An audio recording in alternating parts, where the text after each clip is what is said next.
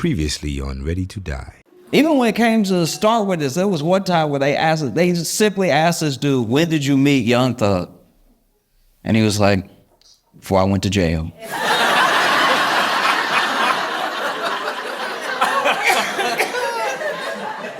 And just for the sake of clarity, the prosecutor tried to clarify, which time before you went to jail? And he just goes, "You're right."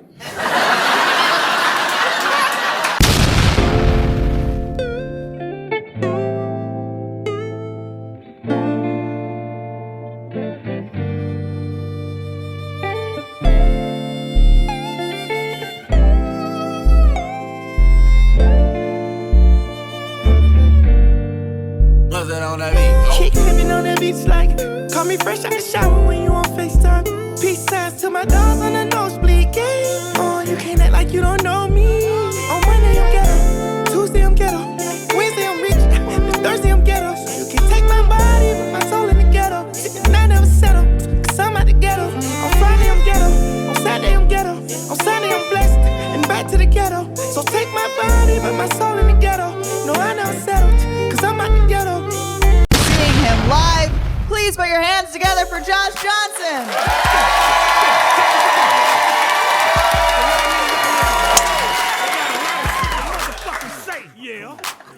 Sometimes I find myself falling down whole rabbit holes online of things, stories and stuff. And there's a case, there's a trial. It just ended. And I think it may qualify for trial of the century. I know that's premature to say, but I don't know. I think it's pretty incredible. The trial of Young Thug just ended. Now, if you don't know who Young Thug is, he's a rapper. It's not a dog whistle this time, all right?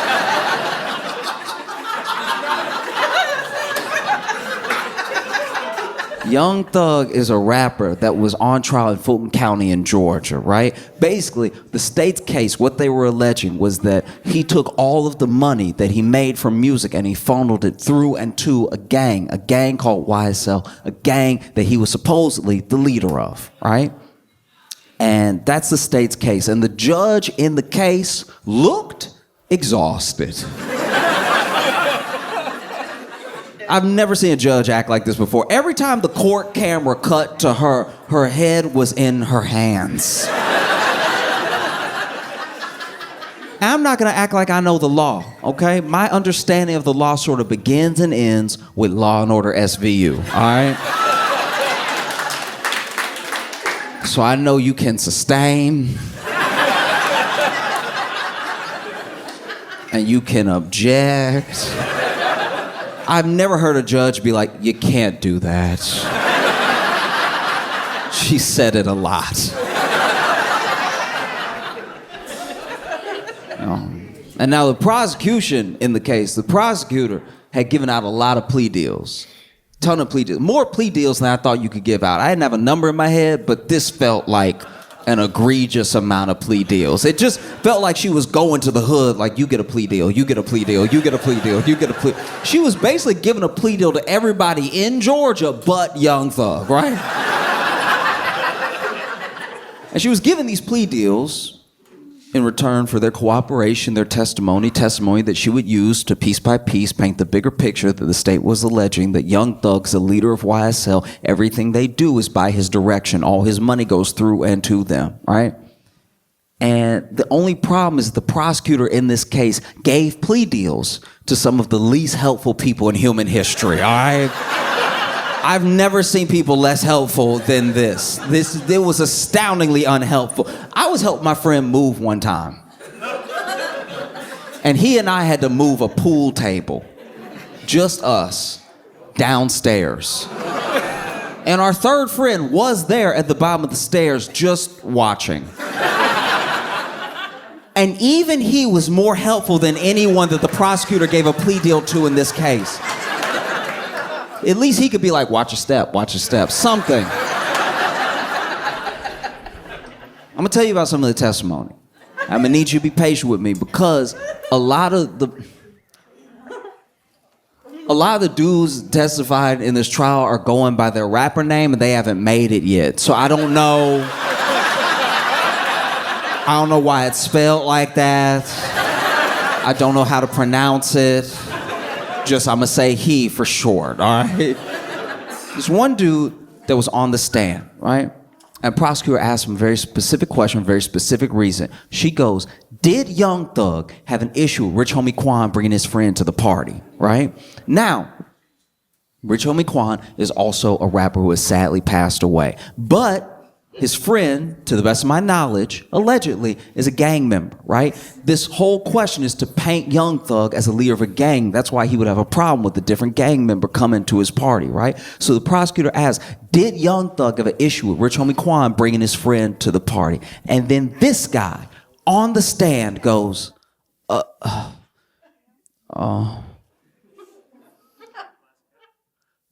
did you have an issue with Rich Homie Quan?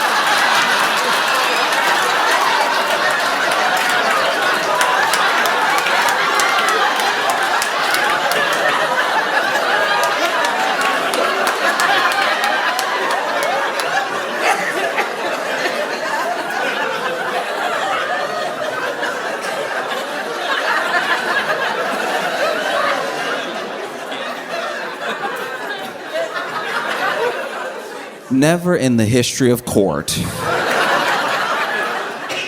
have I seen someone ask a question by the prosecution and then go, I'll just go to the source. And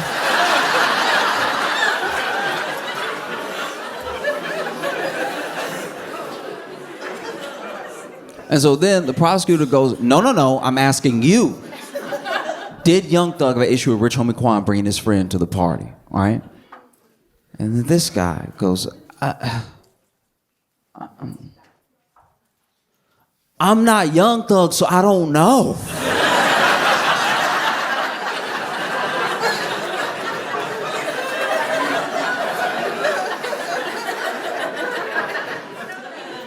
Moments later,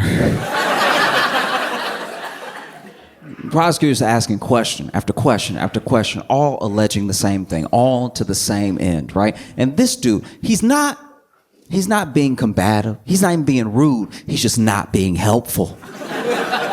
And so then the prosecutor pulls up, I don't know if she pulled up it exactly, but basically references his plea deal where she goes, I have right here you answering questions definitively that I'm asking you right now. And then this guy on the stand goes, y'all wrote that, I just signed it.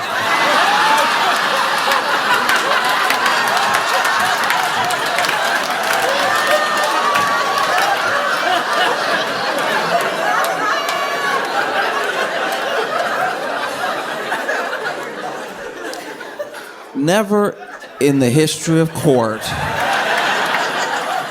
at least that I know of,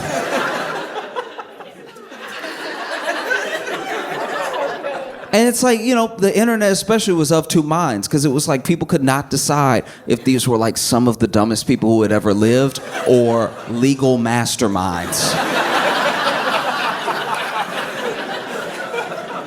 Because basically what this dude is saying in open court, right, is, look, you were about to give me how many years? I didn't want to do how many years, and you told me if I signed the paper, I wouldn't do how many years, right? So I signed the paper, but I'm not about to perjure myself.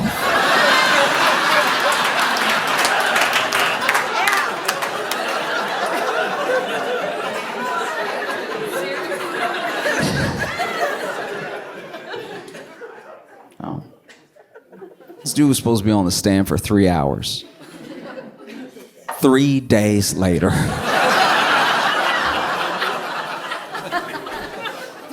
The prosecution is asking question after question after question, all to the same end, right? And, you know, references again. Look, I understand that we typed it up, but what is in this is based off of what you said to the police. This is based off of testimony you gave during interrogation. And he was like, yeah, but if you gave it to me to type up, it would say something different than what you have right there, right now. Even the prosecutor was like, oh.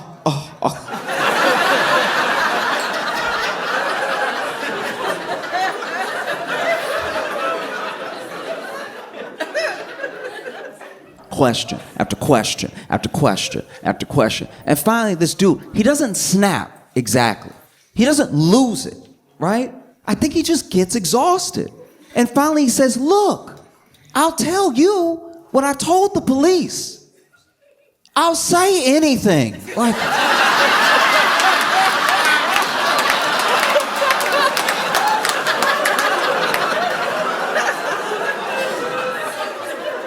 this is a witness for the prosecution.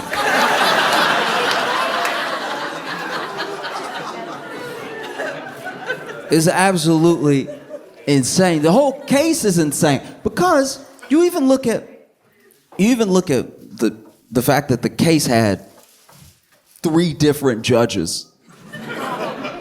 Yeah, got passed off like a bad baton. First judge was Judge, I don't know how to pronounce his name. I think it's Glanville, yeah. And this judge, he does seem to suck. Like, he does. But he also had to put up with some stuff, too, because there were jurors that were fully out of pocket during this case. Just a couple of examples. There was one juror that got picked. It already took nearly a year, by the way, to pick a jury, which is insane. And then after they picked the jury, there's one juror that during the trial has started, and I think they just went to the Dominican Republic.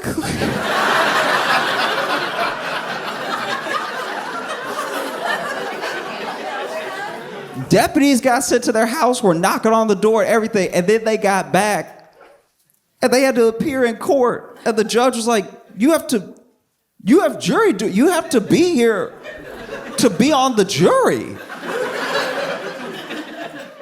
And they were like, every day?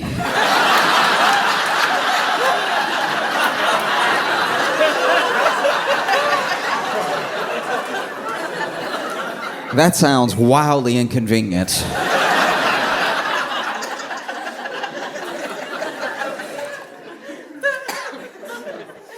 Then the judge was ready to, hold this jury in contempt and was basically giving them an out because this judge in particular loved contempt.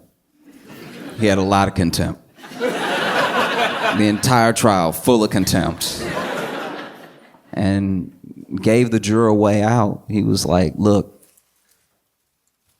I could send you to jail, I could fine you, but what I'm gonna have you do instead is write me a 30-page paper on the importance of being a juror. This dude sentenced her to APA style.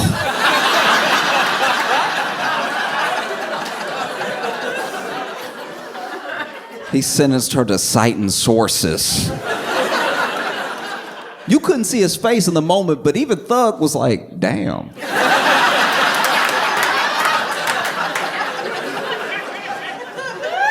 That's cruel and unusual. I've never heard of that before. There was another juror that I admittedly, I don't even know what happened with this person, but I know that they got in trouble for for live streaming the case. Which is extra crazy because it was being live streamed.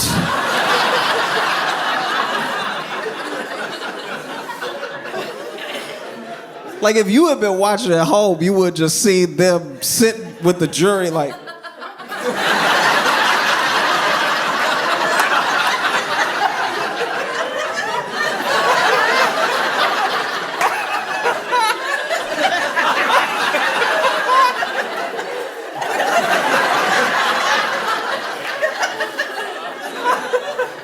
You risk jail time for an extra angle. We are...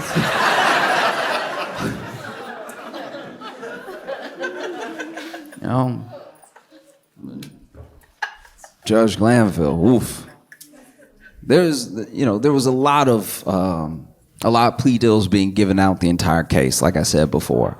And some of the things that were happening was, This is me guessing, but there were people that were not being super forthcoming, that they probably didn't necessarily have to be, but they were in some sort of trouble. And so the plea deal was just given just as an extra, it's okay, you can talk, we just need to get this guy, right? And even with that, there were still people that didn't quite want to testify. And then there were people that were being so difficult, state's witnesses who were being so difficult that the state just could not get anywhere, you know? And there was one person, star witness. Basically, the prosecution needed a through line. They needed something that would connect everything. And so they laid a lot of it on one person in particular. Okay? And they needed his testimony so bad that they pretty much gave him immunity on the stand. I didn't even know you could do that. It sounds made up. It sounds fake. I feel like he thought it was fake too, because he was like, immunity on, so if I say something on the stand, answering one of your questions, and it implicates Thug, but it also implicates me, I'm okay? Yeah, you're okay, you have immunity. Immunity on the stand, you're gonna be good. You sure? Yeah, you're gonna be good. Okay, I'm not even joking. He goes, okay.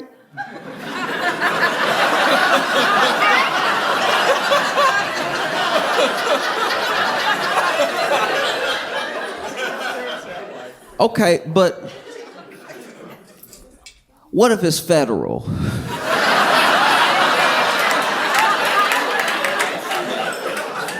And I love that. I love a good haggle. I love like, okay, I hear immunity, but can I get a federal? Can I get some federal? Federal, please. Can I get a little federal?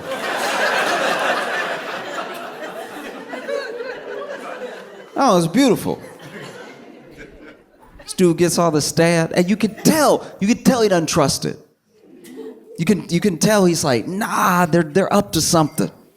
Doesn't want to answer any questions, but we told you have immunity. All right. Basically compelling this man to testify, you know, dangling immunity in his face. Sits on the stand. First question from a prosecutor. How old are you? And he goes,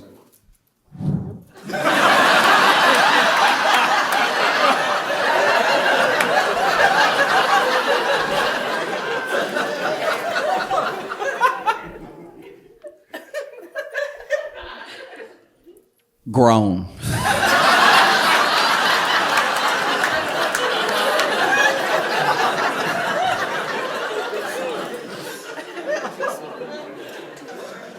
And the prosecutor's like, what do you mean by grown? It's like, I'm an adult. Prosecutor is like, okay, seeing as you're an adult, how many years is that? And then he goes, looks over at the judge. I plead the fifth.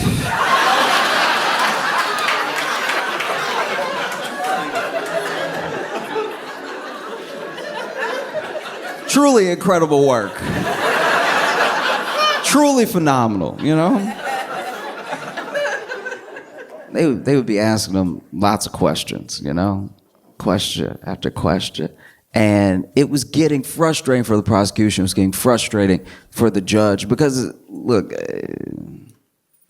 maybe I'm doing my best to be as fair as possible, but when you watch a case like this, it does just seem like if you're a defendant, you're up against two parties. You're up against the prosecution and you're up against the judge, because everything in this case kept giving the prosecution chances, even when they would mess up. Because once again, they're not being given a lot with testimony, but there are things that they have in hard evidence. They're just not bringing them all together to make it cohesive, right? And then this star witness's testimony is not helping. So then, can't stress this enough, you cannot do this. Judge Glanville supposedly has a secret meeting with the witness and the prosecution, but not Young Thug's lawyers, right? It's something in Latin that I don't know how to pronounce, but you're not supposed to do it. I mean, and basically, in this meeting, this witness is then threatened with the dangled immunity and everything. Oh, we'll charge you for this. We'll hold you in contempt for 2 years. We'll put you in jail. All this stuff, unless you start testifying, unless you start answering questions to the best of your ability. I don't want to hear any more of this pleading of the fifth, all that stuff, right? And so then they go back to court, and he's answering questions so well that the defense gets suspicious. Defense is like, what happened between now and lunch? All of a sudden, he remembers everything. He remembered what color everybody was wearing.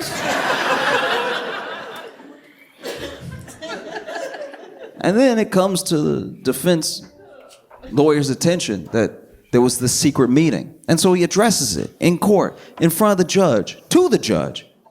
He goes, Your Honor, I've heard some distressing news that there was a secret meeting with you, the prosecution, and the witness. My client and I were not privy to.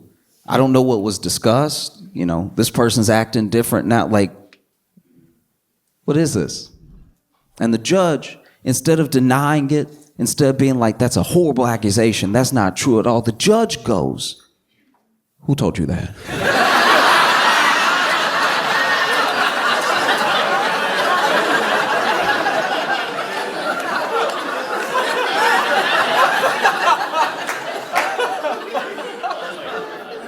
And you can look at it because it was live streamed.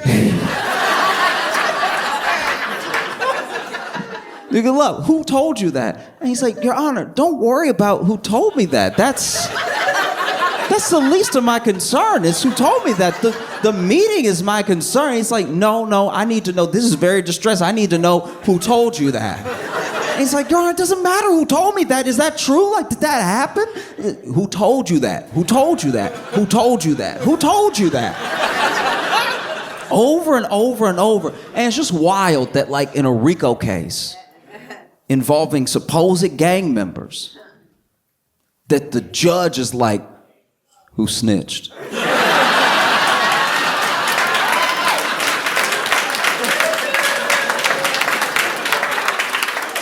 No, for real, who snitched? Huh? Like, hey, I need you to come up out them names. Who snitched? Ain't nobody play with, look, I will bust everybody in here right now. Who snitched? And Doug's lawyer is like, no, look, I'm not gonna tell you, all right? I'm not gonna tell you how I came upon this knowledge. I'm just asking you if this happened. I'm asking you, maybe even for a mistrial. Like, how could this happen? He goes, who told you? Who told you? I'm gonna give you 5 minutes to tell me who told you. And Doug's lawyer is like, I don't need 5 minutes. I'm not gonna tell you. That should be the least of your concern. Like, is this true? And he's like, I'm gonna hold you in contempt if you don't tell me. I will put you in jail if you don't tell me. You will go to jail if you do not tell me. It's like, look, I'm not going to tell you. You can put me in jail, but the problem is the meeting. The problem isn't who told me, right? And so then the judge does it. He holds Doug's lawyer in contempt, which is pretty terrifying. You know? This judge is basically going over and over again. Who snitched? Who snitched? I can't stand a snitch. And you know...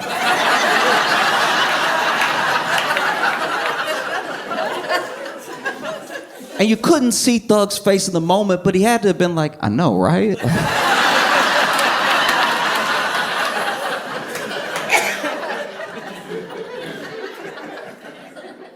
And so then Glanville does it. He holds Thug's lawyer in contempt. And, you know, the Bar Association hears about it. And they show up to back Thug's lawyer up because that's terrifying. That's terrifying if a judge does something, doesn't even bother denying it, and then holds you in contempt for asking. That's a scary court system. You know what I mean? Because that's one of those things, if it can happen to anybody, it can happen to anybody. Like, I know that it's a case involving hip hop, involving like gang culture, whatever, but that particular thing, that could happen to anybody, I promise you. That's very scary, you know? And so the bar association shows up to back this dude up, and it looks like his case is going to be heard and probably the contempt is going to be thrown out. But basically, they tell Glanville, it's like, there's no way you're impartial. If you're trying this hard, there's no way you're willing to just let the facts play out. And so Glanville has to recuse himself from the case. And one of the things about recusing yourself, it doesn't undo damage. The case just goes on, you know? So there's still this like contempt hanging over Thug's lawyer's head and stuff. And then they move on to the next judge, and the next judge was the judge for a day.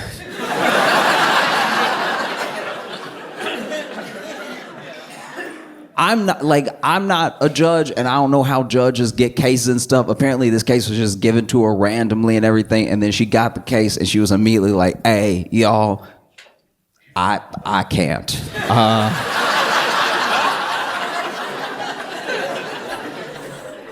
And so many people are like, why? What's the problem? Don't worry about me. I can't right now. And so then the case goes to the third judge. You know, the judge just, that judge. The case goes to her, and she does her best. But it's very difficult. It's very difficult because there are things happening in the case that should just never happen. They actually had an officer come in who was, I guess you could almost call him a specialist in RICO cases through his police work, right? And even he made a mistake on the stand that had the defense asking for a mistrial, because basically the state handled the case so poorly, so messy, just so confusing, right? That the defense would be asking for a mistrial consistently. They were asking for a mistrial the way that you act when you got 2 cards left in Uno.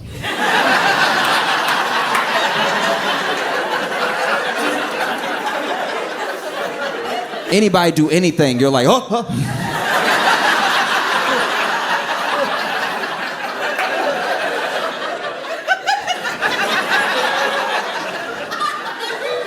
Defense would call for a mistrial non-stop. That's a mistrial right there, Your Honor. He just sneezed, that's a mistrial. He gonna get everybody sick. Because this witness on the stand, you know, his testimony, I'm pretty sure, had to be thrown out, because even though he's an expert in RICO and everything, it was 2 things were revealed that were pretty distressing. One, it's a RICO case, so they're trying to get everybody on everybody's crimes, but they never bothered to really look at the financial records of Thug. Which is pretty insane if you're telling me that all the money he makes, he runs through and to a gang. And you didn't bother to check a Chase statement or anything? That's wild. And then, while this officer is giving testimony, he makes a mistake that obviously wouldn't be called out by the prosecution, but does not get called immediately. And then the defense hears it, and then they're like, this is crazy, we can't allow it. Basically, he references past convictions as part of a testimony to what this person would have done in this case. And you can't do that. You got to judge it by the merits of the evidence you have in front of you about what happened right now, right? And at one point, the judge loses it. She storms out. The judge goes, I can't take it anymore.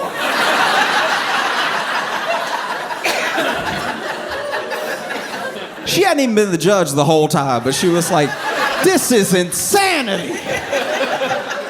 And you couldn't see his face, but you could imagine Thug being like, I know, right? Like,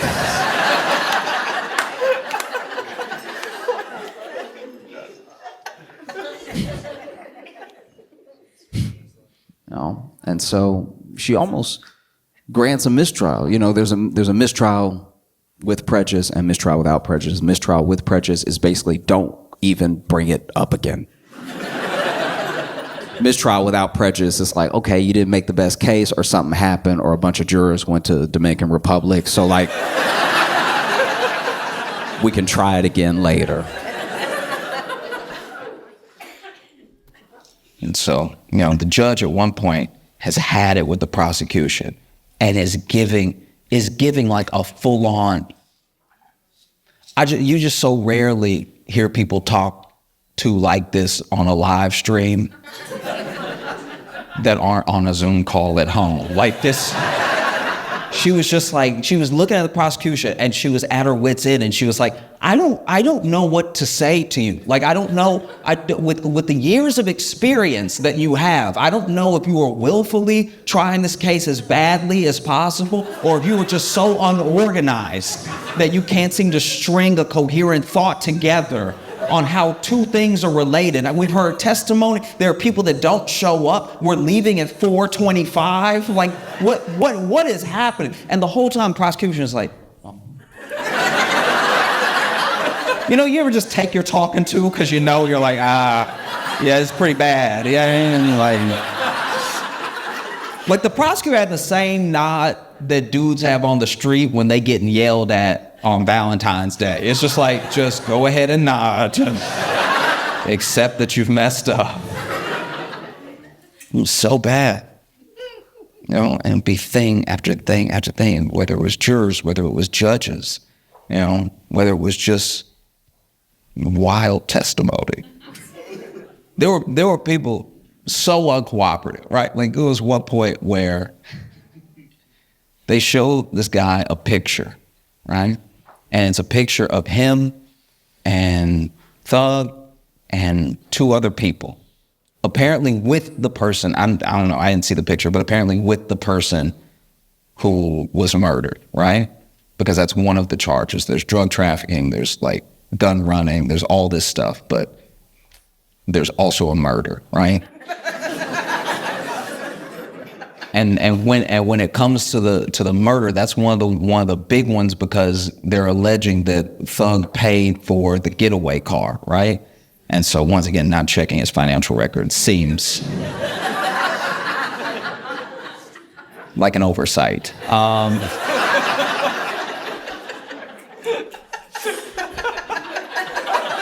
I'm not a lawyer. I'm just saying. And they show a picture, right, with all these people to someone on the stand. And they're like, do you recognize anyone in this picture? And he's like,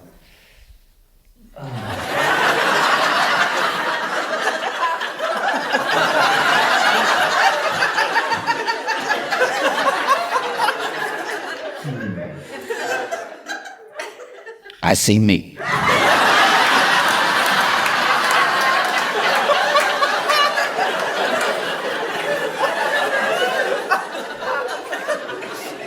Okay, fair enough.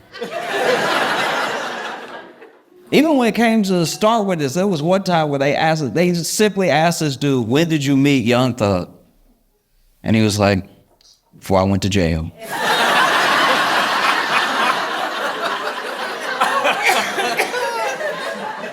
And just for the sake of clarity, the prosecutor tried to clarify, which time before you went to jail?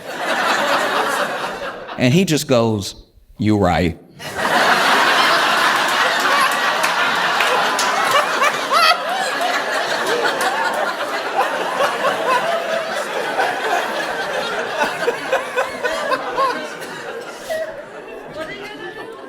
And I don't know how you handle this sort of thing, because this ended up being the longest trial in Georgia's history.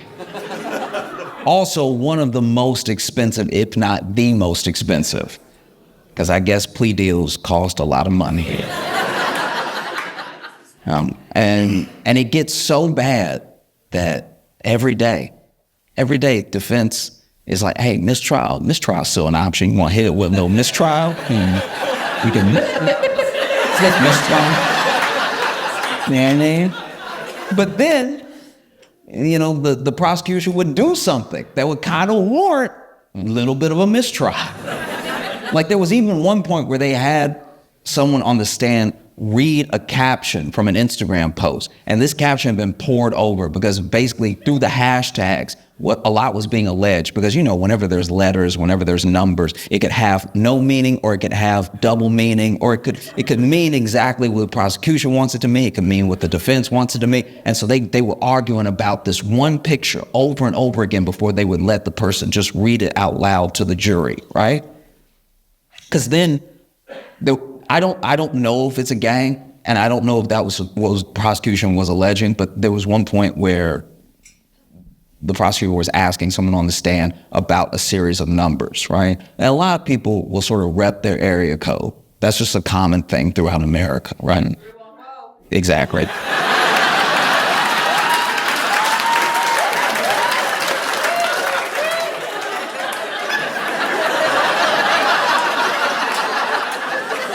That one, that's one of those things. It's like you don't even. It's so unifying. Everyone does it. Like sometimes you just can't help it. Yeah. But this is my thing. The dude on the stand, prosecutor asked him, "What's 374?" And he was like,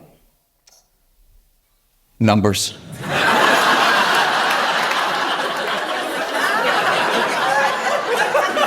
Maybe it's a gang, maybe it's not. I have no idea, right? But basically, there's this one picture that's being poured over and over again, and this was the straw that sort of broke everything, right? Because they made agreements and they had even redacted the picture so that only what would be read was what the prosecution and defense agreed on based off of the evidence that they were both showing, right? But then when they actually gave the picture to the person on the stand, nothing was redacted. And the prosecutor had them read everything. And so then the defense is like, "Your Honor."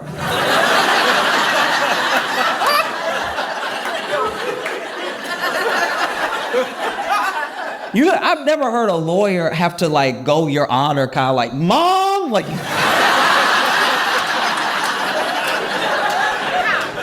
But this was it. "Your Honor.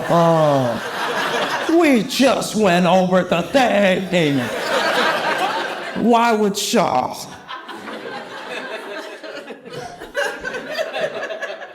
And sure enough, judge agreed. Judge was like, "Look, I gotta do something else with my life too. Like this is just,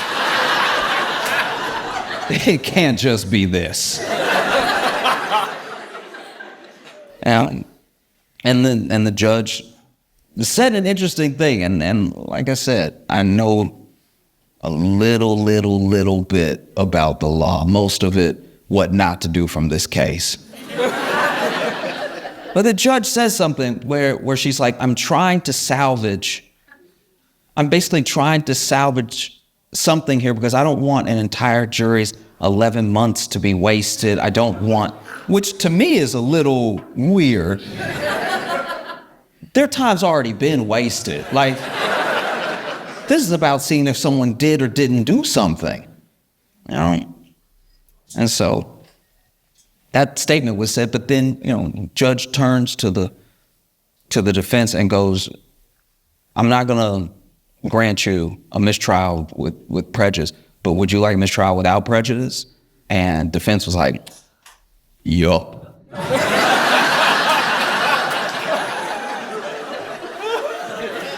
And then she was like, "I'm inclined to give it to you because this whole thing, this right here, no. No.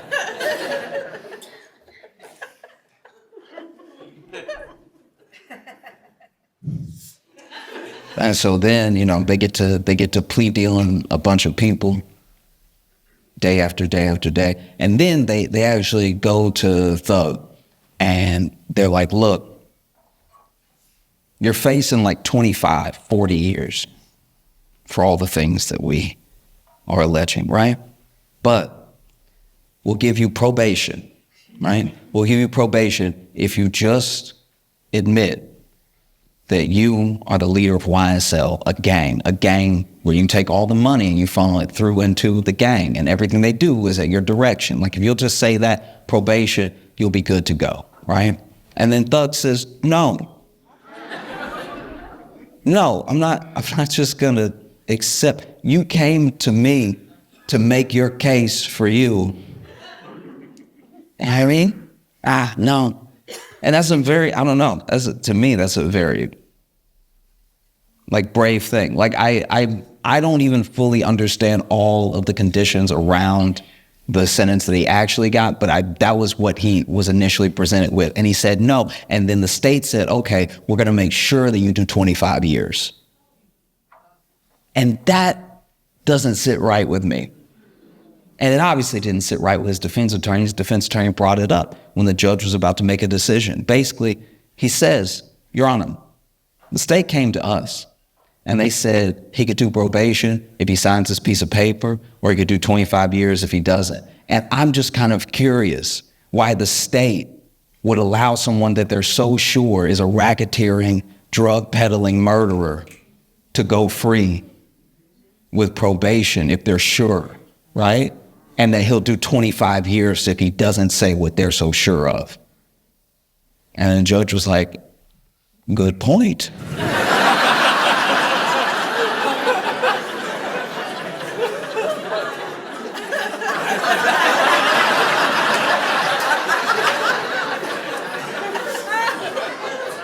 That is very hard to argue against. You know?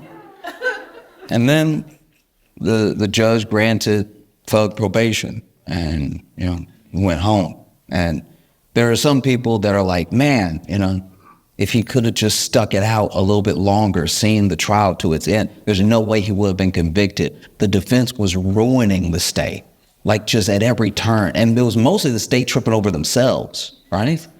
And I get it, though. That dude sat in jail without bond. Dude was in jail for 2 years. He was in jail for a year while they picked the jury. He was in jail the entire trial, And every once in a while, don't get me wrong, every once in a while, Thug would also laugh. Because, like,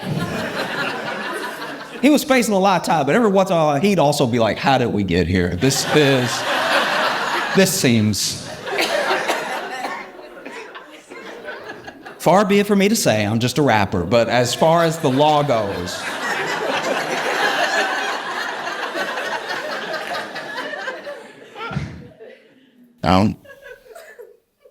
But what? I don't know. I don't know. I get it. I get somebody tells you, hey, you just do 3 more months, you'll go free forever. Maybe. That's scary, And it's also scary that, like, that the state needed it this bad. That a lot of cases come down to reputation over justice. You couldn't just take the L. Right? It's like, no, you will die in prison for me to not look bad.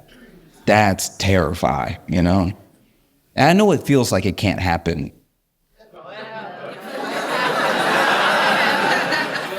Yeah, I mean, like, I don't rap, but I could see myself in a bad situation.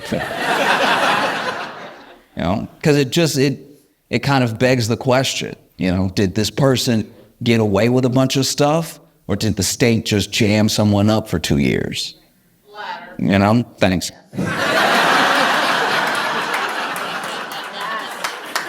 But that's my thing. It's like I don't even know. And I'm obviously not Thug. I hope that everybody can like move on in the most prosperous way possible. I really do. Everybody that testified, everybody.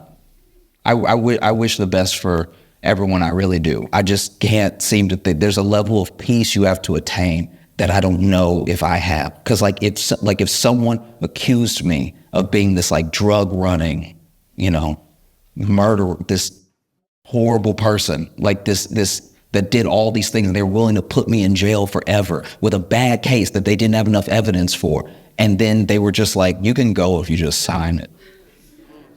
I think it would make me mad enough to kill someone.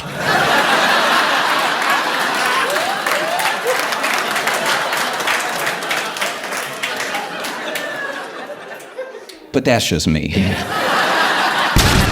me my theme music.